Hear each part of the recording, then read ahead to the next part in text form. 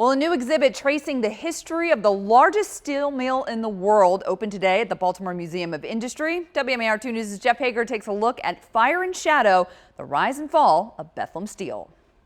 It's difficult to discuss the history of industry in this region without talking about the once great steel mill and its painful demise.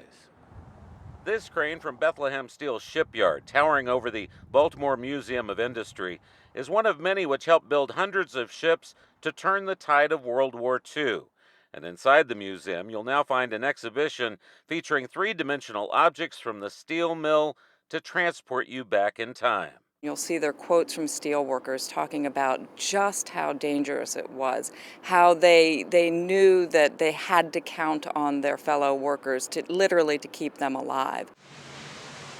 Once a backbone of the region's economy, bankruptcy wiped out retiree health benefits and shrunk pensions before the plant finally shut down almost a decade ago. The exhibit, entitled Fire and Shadow, The Rise and Fall of Bethlehem Steel, is sure to bring back memories, both good and bad. We expect it, and we've already seen it. We had some preview days to which we invited many of the people who had been involved in creating the exhibition, including many steelworkers and their families, and it was emotional for them. Trade Point Atlantic, which now operates on the site of the former steel mill, has placed its legacy in the museum's hands, including this exhibit featuring Women of Steel, erected along Key Highway. A shared past at a mill that lifted Baltimore to new heights, built on the backs of 30,000 workers in its heyday before its untimely demise. It affected people all over the region, and we certainly wanted to tell that story, but we also wanted to tell that human story, the story of hard work and of camaraderie and of sacrifice.